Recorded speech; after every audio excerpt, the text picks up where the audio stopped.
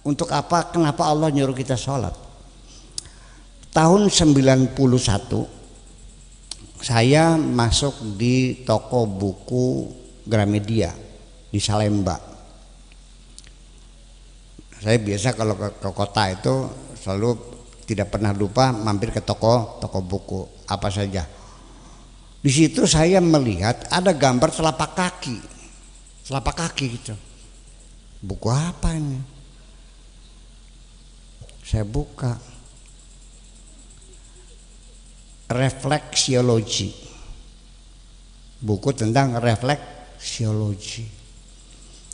Ternyata dari buku itu bahwa semua jaringan saraf yang ada tubuh kita, telinga, mata, hidung, ginjal, paru-paru, itu semuanya berujung pada telapak kaki. Dulu baru muncul dalam bukunya juga. Saya pelajari dan saya praktekkan ke anak-anak santri waktu masih di Tulungagung tuh. Di mejanya pakai pentol korek tuh, atau pakai kayu yang dihalusin, ujungnya dipejat mata di bagian jempol. Bagian jempol kanan ditekukan jempol di ruas terakhir jempol kaki di sini. Itu adalah ini. Kemudian perut itu di kekosongan kaki tuh ya, yang situ. Cok, kita perhatikan ketika kita ini duduk sholat, apa yang terjadi?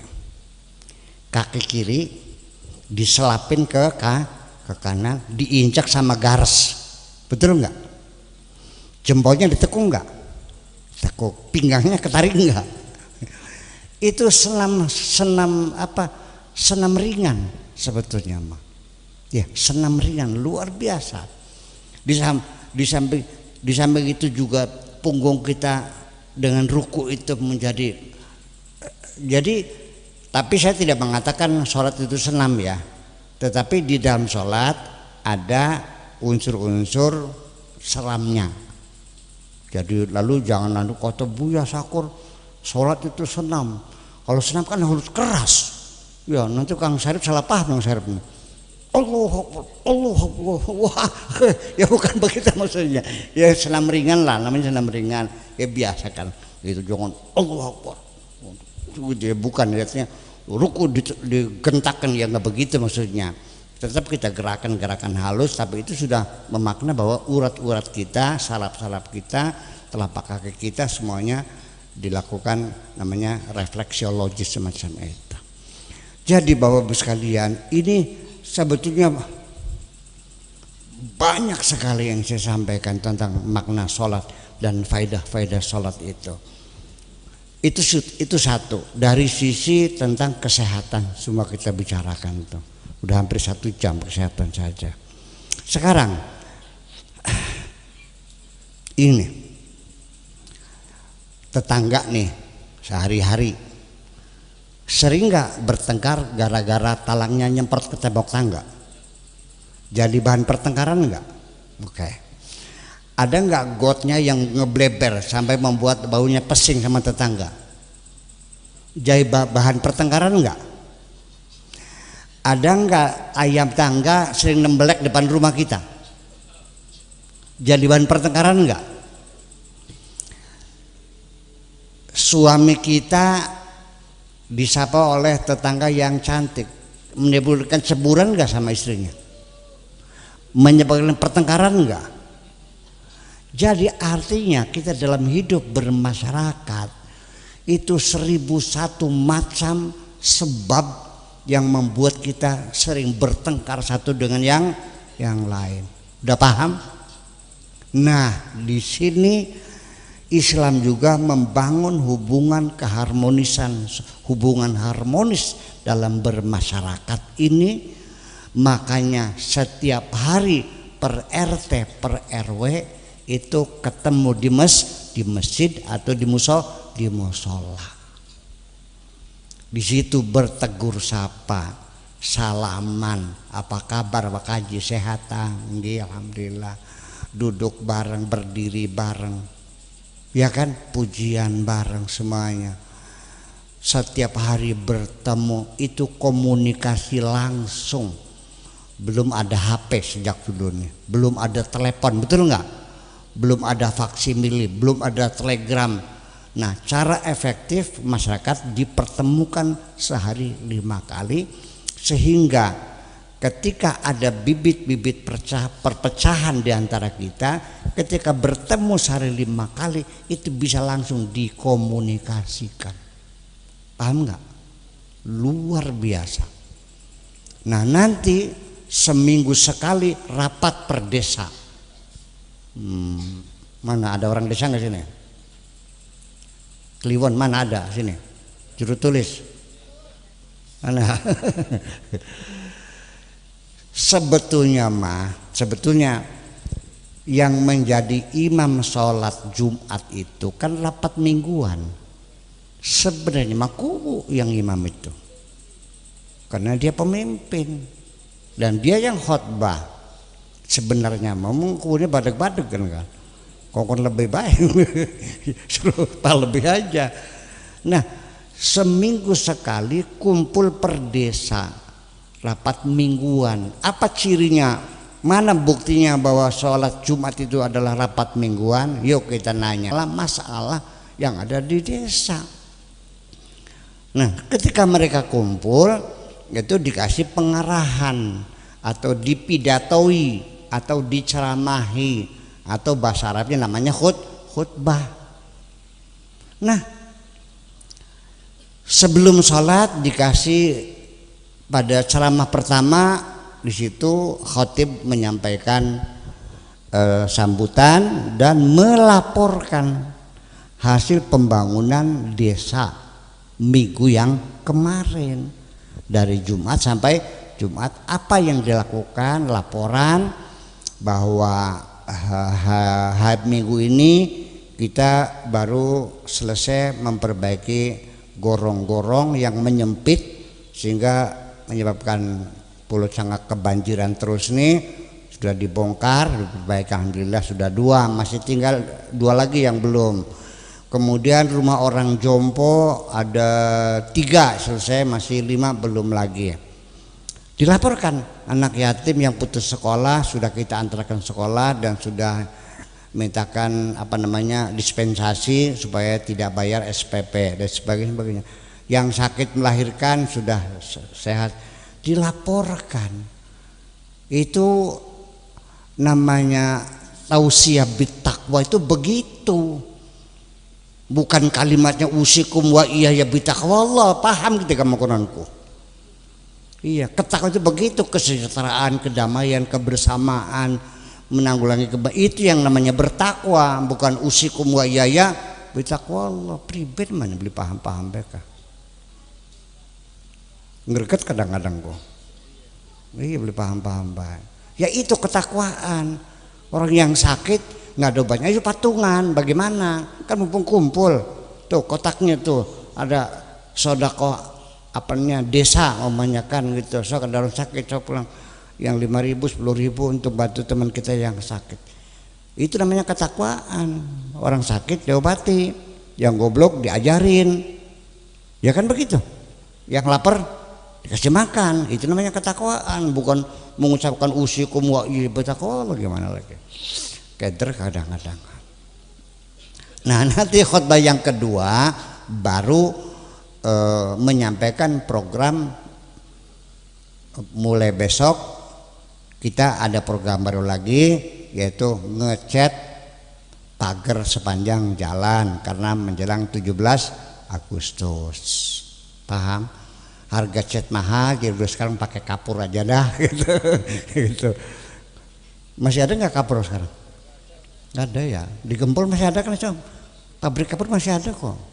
Masih ada di mana sih, di Bongas itu masih ada tuh. Iya itu. Nah itu. Nah karena orang itu nggak paham, mereka mengatakan bahwa sholat itu ibadah mahdoh. Karena ibadah mahdoh artinya murni ibadah sama Allah, nggak ada hubungannya dengan sosial, dengan kesehatan, nggak ada. Dari mana ilmu mahdoh kalau mahdohnya? Maka tak tuntut kita makan kayak. Iya, sampai akhirnya sampai sekarang masih ada. Dulu mah hampir semua masjid. Sekarang tinggal beberapa masjid masih tetap melarang khotbah tidak boleh pakai bahasa Indonesia, tidak boleh pakai bahasa lokal, harus pakai bahasa Arab. Masih ada. Dulu mas semua masjid pakai bahasa Arab semua, nggak boleh pakai bahasa Indonesia. Di Tulungagung bahasa Indonesia ya, Gedangan udah bahasa Indonesia. Apalagi di apa namanya? Bang Dua udah. Di sini masih ada yang bahasa Arab sih. Campur ya ada ya. Nah itu. Nah coba perhatikan ibu sekalian, kalau khotibnya itu pidatonya pakai bahasa Arab, makmunya pada ngantuk. Ngantuk nggak? Apa sebabnya ngantuk? Beli ngerti. Khotibnya gak beli paham kan juga.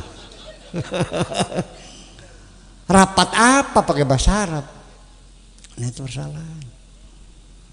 Ya itu kadang-kadang kita menjadi tidak membumi, agama itu tidak membumi, tidak berakar. Jadi di awang-awang kan enggak, kayak layangan enggak, kayak beli karuan iya. Membumi kita manfaatkan begitu. Jadi artinya ya khotib-khotib juga sebetulnya bukan memanggil khotib dari desa lain, ya orang situ sendiri menyampaikan, terutama orang desa. Semacam itu. Jadi artinya bahwa banyak sekali ibadah-ibadah yang sesungguhnya untuk kita akhirnya karena ibadah mahdoh, berarti artinya tidak ada sangkut pautnya dengan dunia. Dikiranya gimana lagi? Kesehatan, hubungan sosial. Nah, juga untuk membuat keakraban bermasyarakat. Jujur aja Bu, sampean sing melarat kumpul kalau wong sugih-sugih cilik hati tak gede hati, cilik hati, kecil hatinya, ngerasa miskin, bajunya jelek, mau kumpul sama ibu haji, pak haji, aduh jalannya juga meriang-meriang kan gitu ya. Iya. Nah bapak-bapak yang tidak pernah pesantren kumpul sama kiai ulama-ulama merinding beli. Nah gitu. Rakyat biasa kumpul sama bupati sama sekda asda meriang ini. Ini sholat membangun satu kerukunan berwarga negara ini. Setiap hari kumpul di masjid 5 kali, rapat minggu sekali, dan rapat umum setahun 2 kali. Yang satu nasional, yang satu internasional. Kenapa membuat kerukunan ini? Karena masjid ini merubah jiwa kita. Begitu kita masuk masjid, coba perhatikan, siapapun masuk masjid, orang kaya, katakan sawahnya 80 hektar kayak Pak Haji Carmun. Anda boleh Haji Carmun tak boleh? Nah ya, sampai 40 sih mantul Haji Carmun. 80 hektar. Orang kaya sawahnya 80 hektar, begitu masuk masjid dia lupa jadi orang kaya. Mana buktinya? Ketika ada orang miskin, tukang macul duduk di sampingnya, dia tidak tersinggung. Paham bikin ke? Orang yang miskinnya pun tukang macul nggak takut berdamping orang kaya. Betul?